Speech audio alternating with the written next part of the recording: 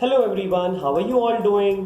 So today I am here with the first official video of our learning, and today I have a list of some words, 7 such words जो कि हम regularly अपनी day to day speaking में use तो करते हैं, लेकिन हमें पता नहीं होता कि बेसिकली उन वर्ड्स का मीनिंग क्या है.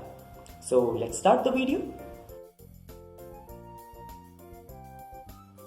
So the first word that I have picked is anxiously. इसका लिटरल मीनिंग हिंदी में तो उत्सुकता से होता है, उत्सुकता के साथ में, लेकिन कभी कभी हम घबराहट के टर्म्स में भी anxiously का यूज करते हैं, right? For example let's take this sentence, she was watching the doctor anxiously when he was reading out her temperature.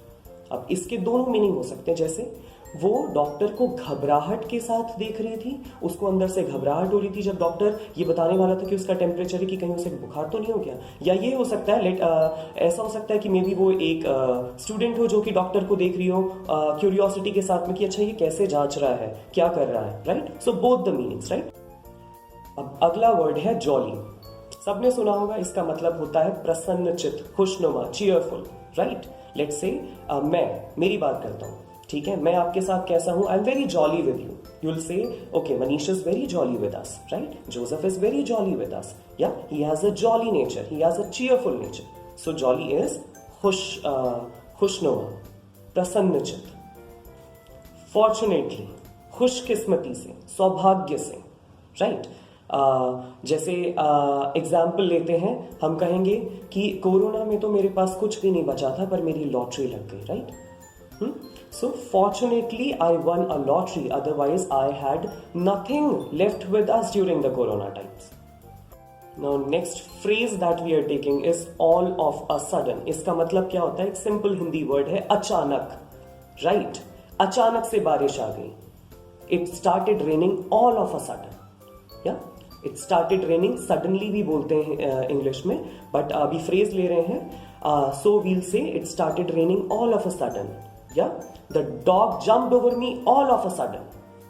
अब अगला है आस्क फॉर. इसका मतलब पूछना भी होता है और मांगना भी होता है, ठीक है? अब जैसे अगर मांगने के टर्म्स में बोलेंगे तो ऐसे बोलेंगे कि उसने मुझसे पैसे मांगे, he asked me for money, okay? और he asked for 6,000 rupees, right? लेकिन अगर पूछने के टर्म में बोलेंगे he asked for his book, तो उसने अपनी बुक के बारे में पूछा, right? So ask for has 2 meanings.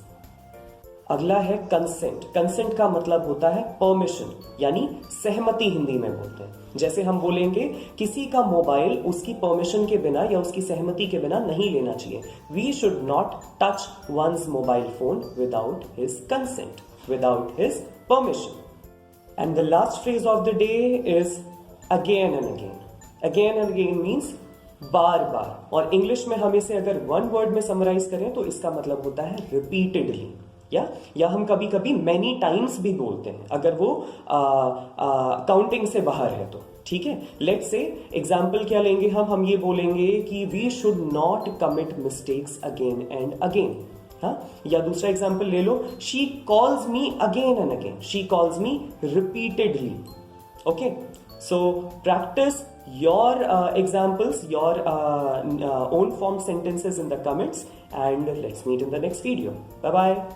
Don't forget to like, comment, share and subscribe. I'm still learning. Don't comment.